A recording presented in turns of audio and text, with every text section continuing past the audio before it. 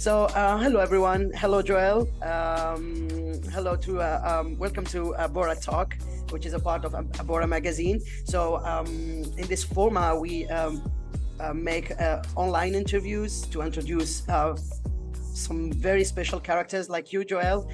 Joel is an amazing person. I have discovered him through social media on Instagram, and I just fell in love with the way you speak, man. It just wow. It put so much peace in me when I heard you the first time and I saw your video, really. So thank you so much for that. So he considers himself as a healer. He's more into meditation and self-love. He helps others to connect with themselves and their source that they have a little bit lost, let's say, with time. He's also a very talented musician, and that what I love with music in general, but your music is very, very powerful, is that it transcends who we are as human beings. It's completely universal, and that's what I think. That's what makes your way special. Not a lot of people do the same thing, and I think that you have found something by doing it with music. I think you have touched a very, very sensitive chord, with music. So not a bad game word. Joel, thank you for being with us. Thank you so much. I think it's going to be amazing. I have a lot of questions for you, and let's start. So Joel, tell us who you are. I want you also to introduce yourself. So tell us who you are. Sure. Well, I simply go by a soul called Joel these days, because that's most resonant to me. And I do many different things, but my mission is essentially to advocate for mindfulness and heart-centered living through music, poetry, and meditation. Okay, and who do you consider yourself in this society? I mean, what do you think you are? Oh, wow, what a question. That's how we do in ABORA. We go deep. Well, I like it. Thank you. So, well, with my practice and my seeking, right? I think we're all seeking one thing or another. And as I've asked myself this question, who am I? In my journaling time, in my Rise journal practice, or there's been a meditation I've done by my meditation teacher for a few years now. His name is David G. It's called the Morning Ritual, and it asks, who am I? And it asks you to hold space for an answer to be delivered to you, not to, get your list together and think of all the things. This is not that. And I love that approach. And after about 6 months of doing this practice with no answer, just earnestly holding space, what was most resonant for me was love and liberation. I am love and liberation, meaning I want to show up as loving and liberating for myself, but also in a way with any beautiful soul who I get to cross paths with, supporting love and liberation in their lives as well. That's amazing, man. That's amazing. I love the way you see things. When you say that you felt like a liberation, I mean, when do you think as human beings we are meant for this, or you have different categories of human beings, of souls? I'm talking about souls. Sorry. Sure. When you say meant for this, you mean like meant for love, liberation? Yes. Yeah. Do you think that universally we are all meant to connect with that essence, or you have some who are meant to and some others who are not? The word meant is a very suggestive word, and it's suggestive that I have enough consciousness to have an answer. And so I want to explore the idea that maybe it's not about what we're meant to do or why we are here, but rather it's more about what we have the opportunity to do. And I feel like we all have this opportunity as this life, right? There's many ideas about reincarnation, what happened before, and all kinds of things. And they're all very colorful and unique and brilliant, and they have their spaces. But what I found is like the thread through is that we have an opportunity each day to check in with our heart, to check in with ourselves, and decide what's true. Decide, how do we want to feel? Do I want to be heavy? Probably not, right? So we can then process, okay, if I am feeling heavy, what do I want to do with that? How do I want to let that go? How do I want to move through that or flow with that into some lightness, maybe into some peace as a foundation for joy and love? And what does that mean? And so when you're talking about what are we all meant for, it's I feel like the more I ask that question, the more questions I have. I completely. So I I I find it more beneficial personally to focus on right now. And right now, what is loudest within my soul or within the music of my heart and mind and body is to show up as love and liberation. Because I am connected to all beings. We are connected. And I think what is meant is presence. And I think the more present, the more aware we are, it's not going to be about what are we meant to do, but how do we bring more presence to the rest of the world? Because it's like, as I know who I am in this moment, it's very easy for me to show up and getting beautiful responses like some emails like I've received from you and many others about I love your approach. It's fresh, it's perspective. It's fresh, it's unique. And I receive it and I say thank you because I feel seen, but I also know it is my own because I am present to myself. And I think we should actually feel that way about each one as they are more present, that their perspective is unique, it's fresh, it's powerful, you know? And so it's like moving out of that heaviness into the lightness. And I think at the core, it's that to embody the individual divine resonance in presence. Uh, I have nothing to say. I have nothing, nothing else to add. It was just amazing, man. Thank you so much. And that's the thing, you know, as they say, you know, in a very old Buddhism quote, they say, you know, when you go somewhere, you have to come back with something. And I'm definitely seeing it in you that you went somewhere and you came back with something, and hopefully you're gonna share it with the maximum people and souls possible, because it's a beautiful message that you are carrying here, Joel. Thank you so much again. Joel, again, can you precise to the ones who don't know you, what do you really do? You know, I want you to introduce your project, because you have this amazing project where you help people healing and reconnecting with themselves, as I said in the introduction. So what do you exactly do? Sure. I'll give you a broader um, version. Sure, sure, sure. So, so I come from a long line of spiritual teachers in my family, more through the Christian tradition. And so that's always been a big part of my life is just spirituality, connecting. And but also music is also a long part of my heritage. So for a long time, I was purely a musician as far as vocation, public facing. I studied jazz in college. Um, got a degree in jazz and arranging, and so that was my vocation for a long time, for over 20 years. And I also got the chance to write with one of my favorite artists, India Ari, and created some beautiful music with her. Oh, well, we still get to work together these days. But slowly, as I evolved and I became more present, right? It became obvious to me that my life was what I had to offer was bigger than music. And so these days now I'm a certified meditation teacher.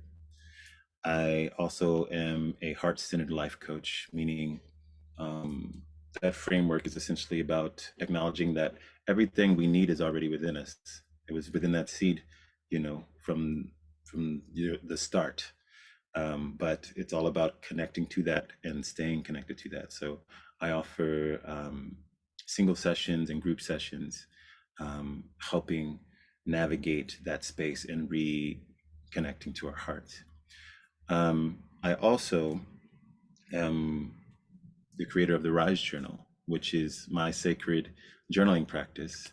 And that came maybe 15, 16 years ago when journaling was allowed in my spirit. It was like, I had never journaled. I was like 19, 20 years old, and I was experiencing a horrible breakup, like, the biggest at that point in my life. I was 19, right?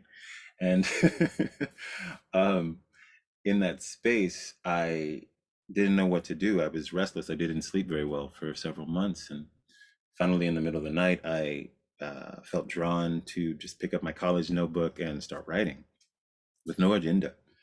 And I just wrote and wrote and wrote everything I was feeling, everything I was thinking, every question, everything.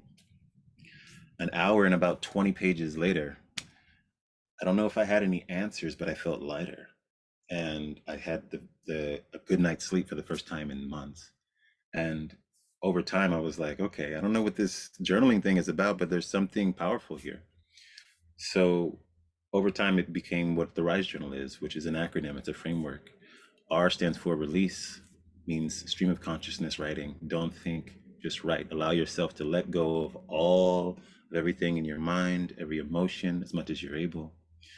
And just to clear your canvas, because we're always having these exchanges and we're not present to them, how they're really impacting us. So once you clear, now you have space to inquire. That's what I is for. Inquire, asking heart, HEART questions, which is all about reconnecting to that truth, right? Because we get stuck here. We have all these ideas and patterns from society and our family and our experiences that don't have to do with the heart that is always maintaining, right? The heart develops before the mind. So that opportunity to connect to your heart with the inquiry. And then S is for self-awareness, listening to your heart. So once you ask those hard questions, you don't respond with the mind. You sit and you breathe, you do a micro meditation for 3 breaths and hold space for your heart to speak. And if it is clear, then you write it down. If it is unclear, then you just write that you're holding space for the wisdom of your heart. And the last one is E for empower. Once you have that newfound perspective, self-awareness, now you don't want to just be in observation. You want to be in co-creation with life, right? So you empower by now, oh, I recognize that I need to be more present or be more forgiving, or that I'm actually more powerful than I realize, and I need to honor that. So how am I going to do it? Well, you empower yourself with setting conscious intentions and affirmations. And it's a short practice, it'll take you 15, 20 minutes each day. But that little amount of awareness throughout the course of your life, throughout the course of your week, actually sets the foundation, especially if you rise with that in the morning. And that literally was the catalyst for me really reconnecting to my truth, because I would get new bits of wisdom every day. And I was like, okay, now it was changing me. So those are the things that I'm offering at this point. There's several more ideas on the horizon. But yeah, if people want to connect, it's a Soul Called Joel on all of the platforms, and a soulcalledjoel.com for any of those things. Amazing, amazing. I wanted to speak a little bit about your book. I did not read it, unfortunately. I wish I could. I wish I had. Sorry. But the thing is, that's actually one question was about this book. Is when did you really start to think that you needed to share this book with others? When was the moment you said, I need to get it out and to give it to others to go through the same process? Because I know there is many others that are in the same situation as me. I guess that's what you thought. Yeah. So, when I started being more public facing with my spiritual life, I'd be live on TikTok, social media, and people kept asking me, well, how do you, they felt something within me that they were longing for, maybe some peace, or just some confidence, or some self-love. It would come in all kinds of ways. And I was thinking, I was like, oh yeah, how did I do this? And it wasn't like an arrogant thing. It was literally, sometimes I'm so present that's not in my mind. And then, because it's just what happens for me, it's like as common as brushing my teeth. I wake up, I journal, I meditate, I walk, and then I do whatever other things I need to do.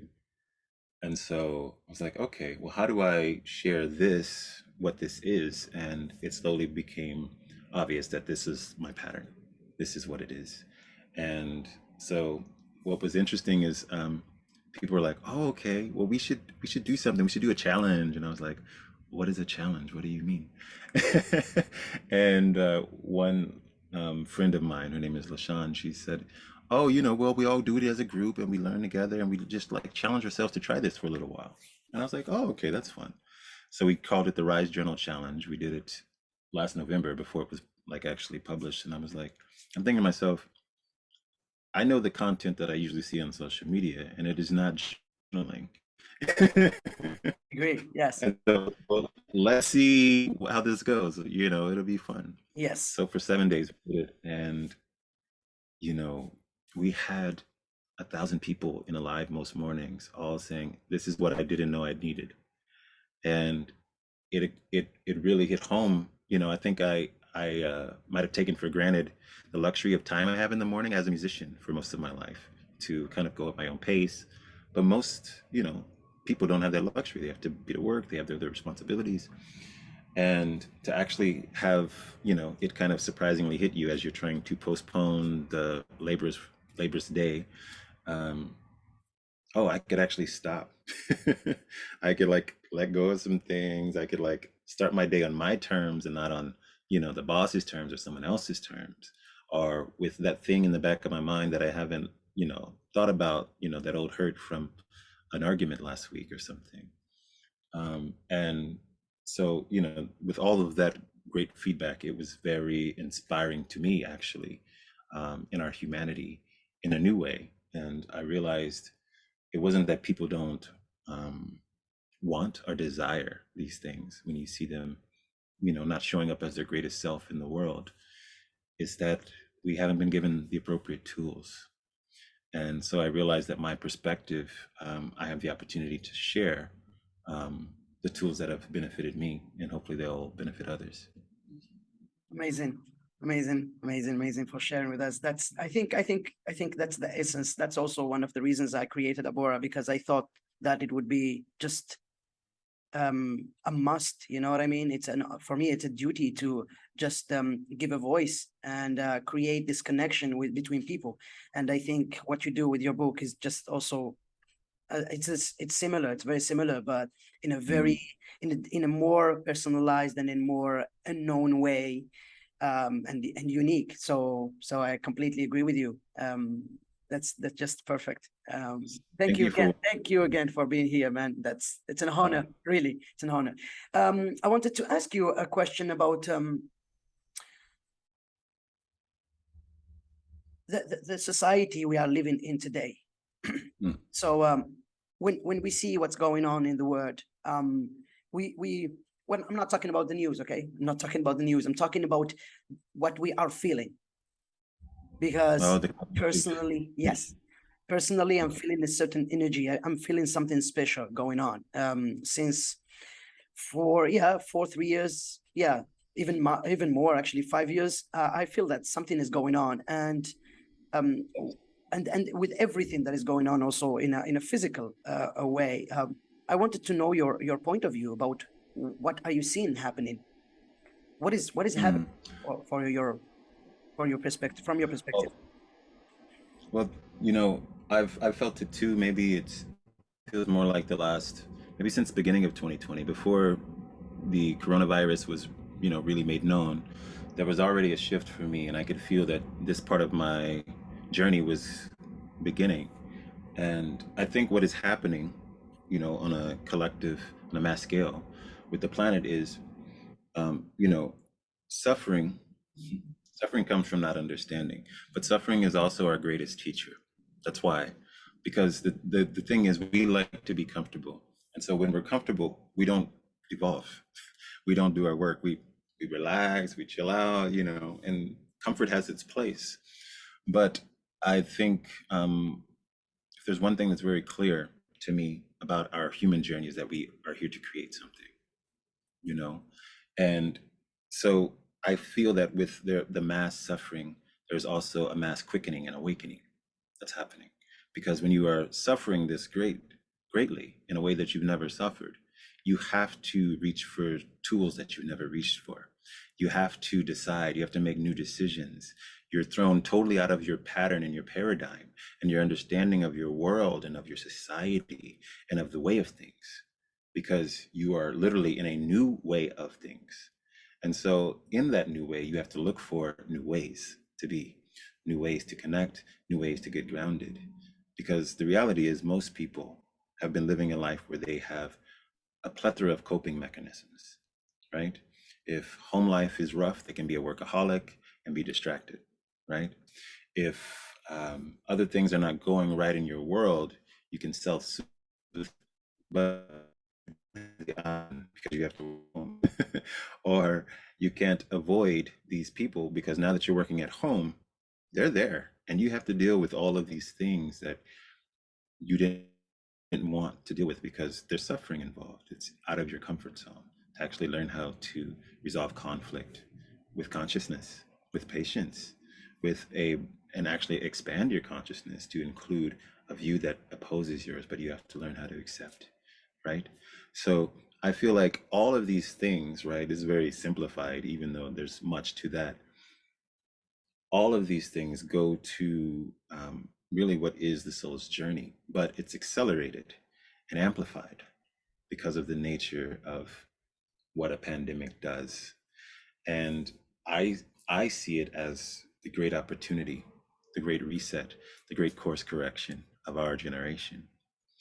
Because I look at who I was 10 years ago, I'm not the same person, right? I may not even be the same 5 or 6 years ago. Totally, totally, totally Right? agree with you 100%. I'm also a nomad, so I'm Okay. actually my camper uh, on the Columbia River.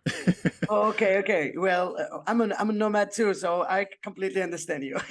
Well, right now I'm in my house, but I'm not taking too long for moving, actually. Well, I mean, it's very weird that you said that because I own a bar and I call it nomad.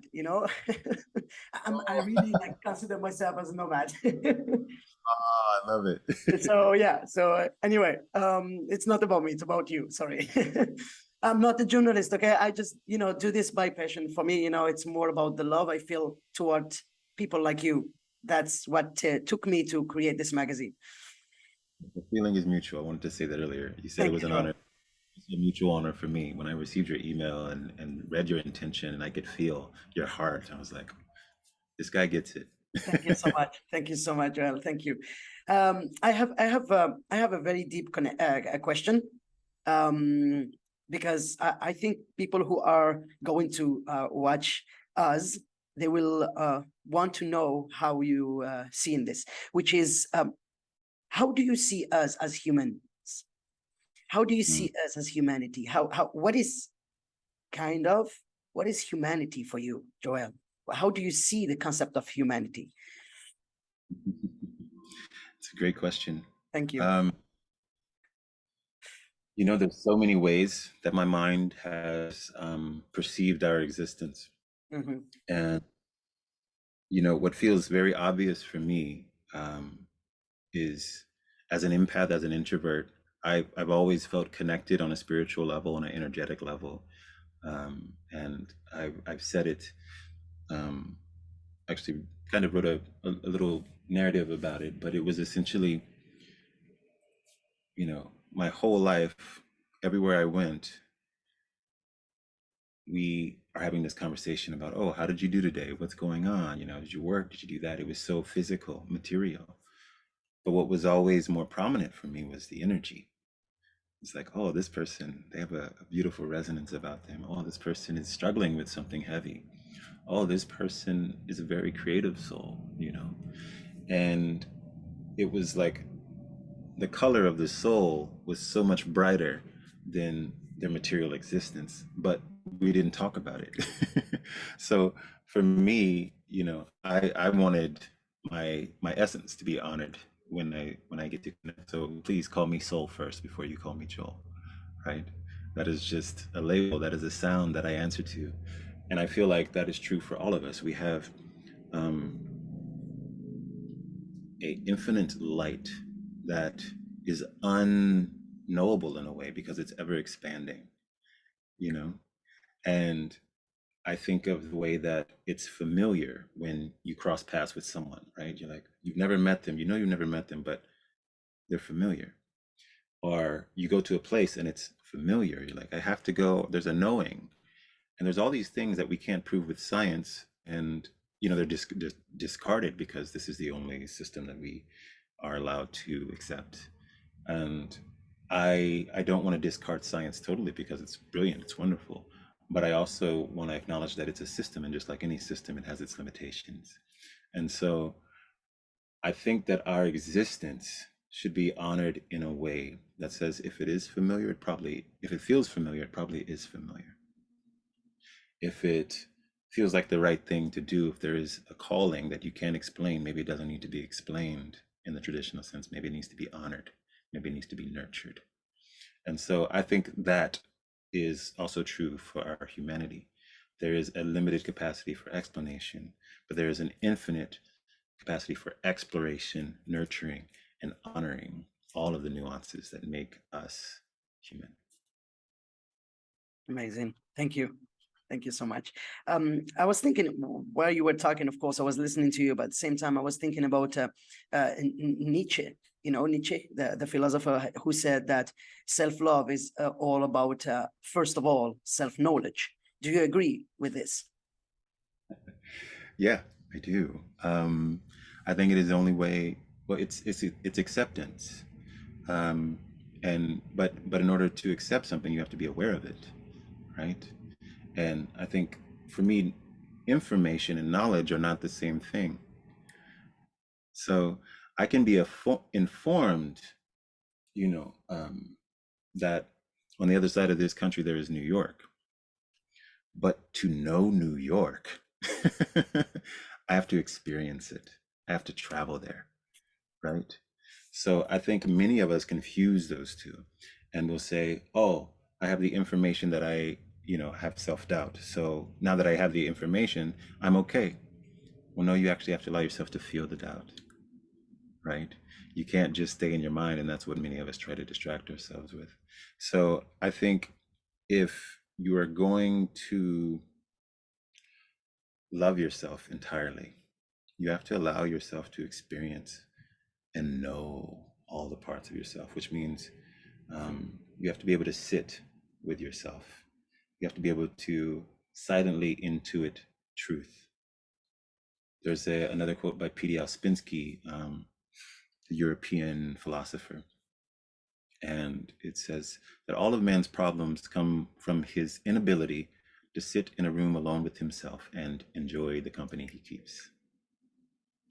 And I love that quote because it encompasses the same wisdom of Nietzsche, which is to really love yourself, know yourself, experience yourself, and enjoy the company you keep. Like, actually experience it. How does it feel to be with myself? Why am I bored? Why am I feeling loneliness? You know, why? What is making me feel that loneliness? Because it doesn't. Loneliness and being alone are not the same thing, right? It is a longing other than the self, and many times that longing comes from a desire to distract from. Is it one of the greatest questions I feel like I was offered recently? Our greatest tools is whenever you feel like you're lacking or you're wanting something from someone else, if it's a romantic partner or a friendship or a career, it's, well, what is it? Is it self-worthiness? Is it wanting to be seen? Is it wanting to be heard? Is it wanting to feel powerful? Mm, You give that to yourself, completely. right? Yeah. Ask, give it to yourself, you realize I can, right? And once you give those things to yourself and really accept, wow, I'm powerful, I'm beautiful, I'm wonderful, I'm smart, I'm also contradictory at times. I'm also, you know, We are paradoxal. in bed every day, right? But I Yes, still all of myself. Then there is no need to show up as anybody else other than you, right? So I think self-love is that full acceptance and knowledge or knowing of the self and not just the information. completely, man, completely. Actually, we continue on this on this path. So we're talking about self-love and self-knowledge. Do you think that self-love is imperative in our society? do you think that we need to love ourselves as a human being to understand the concept of being as a society? Yes, entirely. It's, I feel like I say often, you know, hmm, life will always meet you at the level of your own vulnerability. And so I feel like really loving, like really being self-loving, is being entirely vulnerable with yourself and acknowledging all the spaces, you know, between your brightest moments and your dullest. And when you are able to actually do that, then you can actually show up present to the other. Because much of the problem is we oversimplify life into dualistic structures. And when we trade the colors of the rainbow for only black and white, life becomes very difficult and not as beautiful, right? So I think when you love yourself well, I wrote this poem, I'm the Love of My Life, that I share. It's actually in a song. And there's a point where I realized that love and liberation is true for me. I am the love of my life. But there's another part that says, even my obstacles are made perfectly as tools for my growth through pain to love. For loneliness is an idea cherished by those who do not like the sounds within. If only they would tarry, they would see that their true voice would arise in sweet harmony with the song of the ages, the song of the universe that says, of all, in all, and through all, I am the love of my life. And there's one other line that I neglected. It is, for my purpose is not to outshine another. My purpose is to do my share in the shining of us all. So it's like, I that's have how you. wait. Give me a second. Give me a second, Joel. Give me a second. Your poem. Wow. Oh man, you send me somewhere. Anyway, I need to check time, because I'm using the free version of Zoom. So we still have 5 minutes. 5 minutes. Can you speak? Because I didn't hear you. Can you speak again? Hello? Again? Now it's good. Now it's good. Okay. Okay. We go to the very. Okay. Joel, what would be the main advice you can give to the people who are watching us from your own experience, of course? Yeah. I feel like, well, I have a lot to say, but what feels loudest in this moment, or most resonant, is a little goes a long way. And many of us get stuck feeling overwhelmed when we think of the distance from here to there. But no matter if it's, 10 feet or 10 miles, you can get there one step at a time. So I encourage you, wherever you are in your journey, if you're looking for more peace, if you're looking for more groundedness, start. And it could start with a simple practice like 3 breaths, 3 conscious breaths in the morning, just to ask, how is your heart? Reconnect, set an intention, and move throughout your day with love. And that goes such a long way. So I encourage people to remember that a little goes a long way. Perfect. I have nothing to say. So in ABORA, we're gonna go to the last question. We have this question that we ask all our guests is, if you were not you, who do you think you could be? Anyone. It's very interesting because when I ask this question to people, everyone has a very, very intense answer because it comes from the heart. So just what you said right now is as much, because I had people tell me myself, I had people telling me I want to be a champion, in a swimming. I had people telling me so many different things. It's just so interesting to know each of us. We think in a very specific way, and your answer is amazing. I completely go along with it. Joel, I thank you so much. Thank you so much. It was an honor to have you. I don't know why I never had this problem. Usually I have limitless calls, but today I'm limited. I don't know. I need to fix this, but we're going to do it again in a few months. Okay. I would love to. Thank you so much. Yeah, we have to do it again because this happened just like that. I was not preparing it. I planned like a 1 hour interview with you. So yeah, so we're gonna do it again. Okay, we keep in touch. We're gonna do it again because I feel you have a lot to say and also has a lot to share. And I hope one day we're gonna have you over in Bali here because we're gonna start to organize conferences. So would be amazing to have you as a guest, and so you can speak to other people and all. So just I want to remind you, you have a Patreon. Yes, I have a Patreon. Yes. Can you tell to people about your Patreon? If you want to support my work and my content creation, you can go to patreon.com/a soul called Joel. And I'm going to start to give you because we have a Patreon too. Oh. Yes, I followed you and I'm going to start to give you like maybe tonight or tomorrow. So yeah. Thank you. Thanks to you. Thanks to you. Joel, thank you. Thank you again. It was an amazing honor, and see you again. See you soon. Blessings. Thank you.